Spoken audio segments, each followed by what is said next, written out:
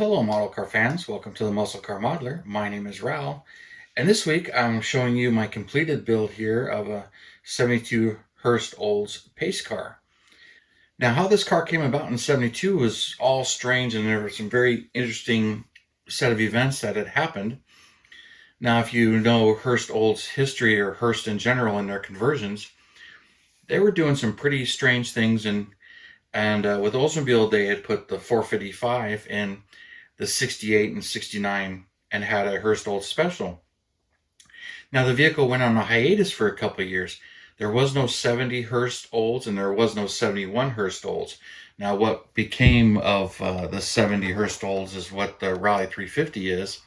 Oldsmobile decided they were going to do it themselves, and Hurst was doing other things. They had gotten into the Grand Prix and also the Chrysler 300H. So they were involved in other vehicles as well and other manufacturers. But when it came to this, there was a set of events that kind of set this in motion. Now, for the Indy pace cars, the 1971 race, if you follow that or like that history, they used a 71 Challenger convertible in that race, and it was pacing.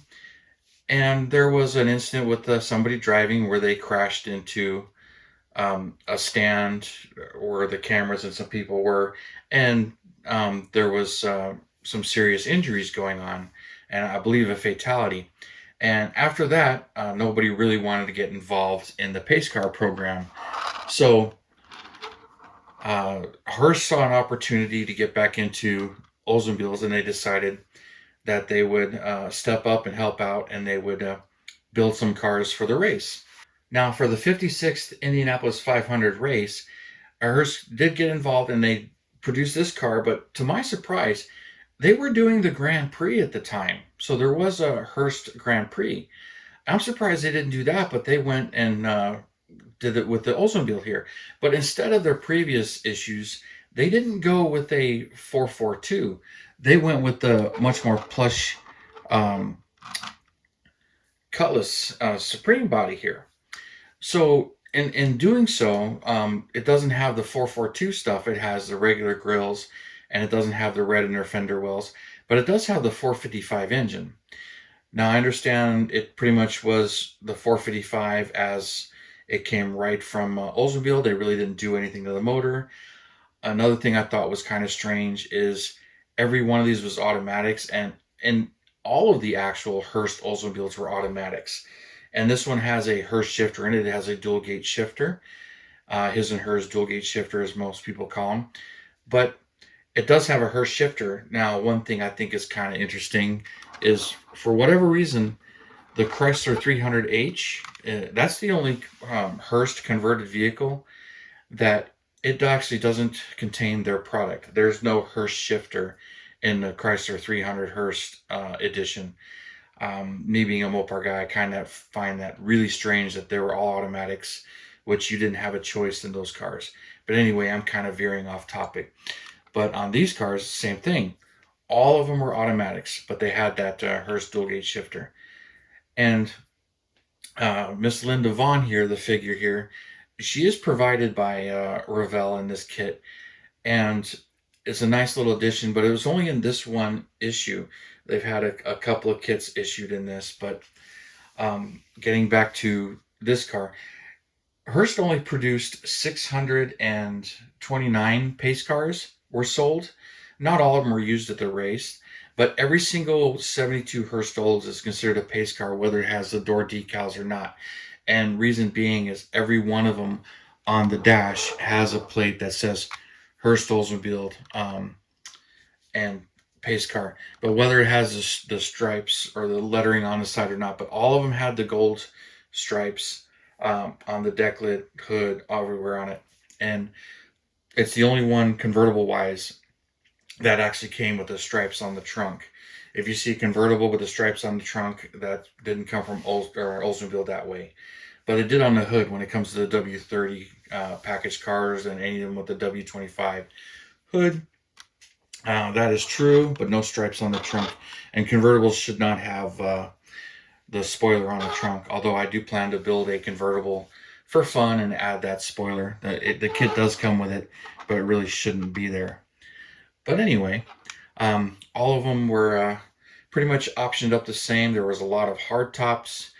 There was 220 sunroof hard tops. And I believe there were more hardtops than there were convertibles. But I'll say this was really a pleasure to build, and it went together really well. The only thing that kind of surprised me is this hood here. Apparently it's just a little bit warped on mine because it's slightly twisted, and it didn't make its appearance known to me until after I glued the bumper on and put it all up, because it's sit fairly flat, but it wants to curl up on that side. But with the clear and paint and everything, I'm not really trying to twist it or worry about it.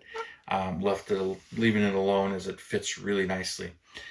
And when it came to Linda Vaughn here, mine, if you saw my previous issues, it looked kind of creepy in the face a little bit. So I repainted the face and the skin and her legs and did some black wash on her legs to make it look a little bit better, because for some reason there was a lot of red there. But I left the red alone, and I did do some more repainting of her hair.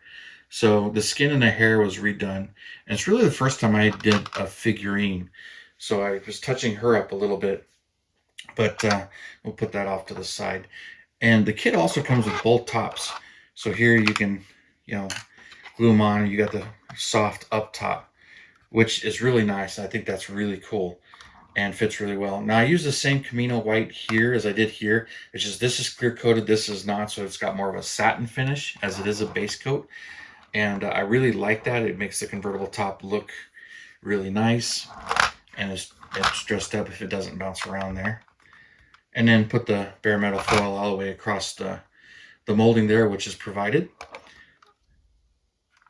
So there's a lot of really nice details and touches on that. I'll move that off to the side. But and I also swapped the tires. Now the 69 Revell kit comes with these Firestone white ovals, and while they really shouldn't be in that kit, it should be red lines or not, it's the exact same tire this kit has, so I just swapped them instead of using the decals. Some of the other kits have metal exhaust tips. This one had the plastic ones, but they still look very nice, and I put them on there.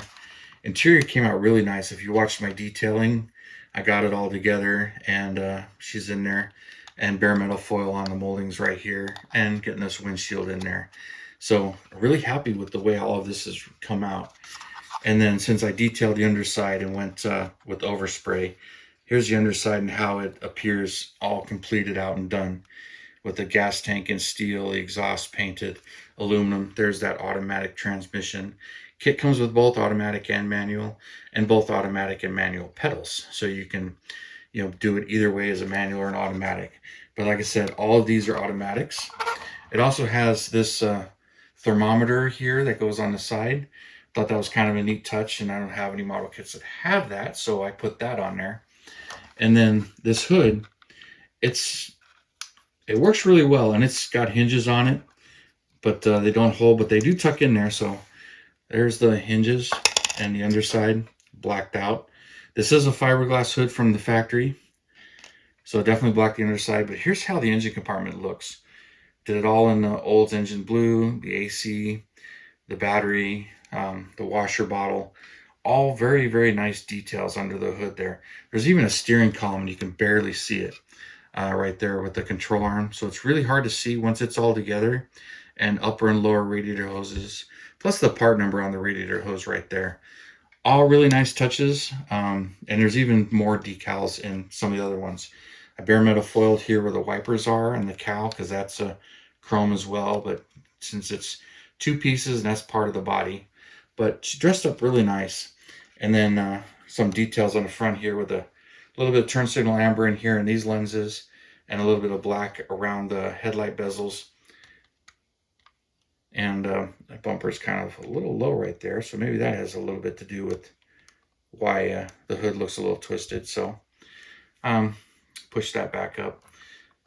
And then, of course, the pace car license plates. And I really like this gold stripes on this, because the other kit has a little bit different color gold.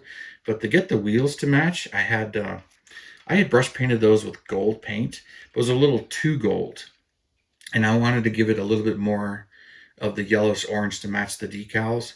So I went back over it with turn signal amber, and that's what made the wheels look like this. But then I went right back over them with a toothpick, took it right off of the chrome rings around each one of those spokes, and then took the paint off the lug nuts too. So the lug nuts are chrome and the rings are chrome. So it really made these wheels stand out. So very, very nice wheels and very, very nice details there. So we'll put this back on, and you got to get it just right, and then the hood will go on.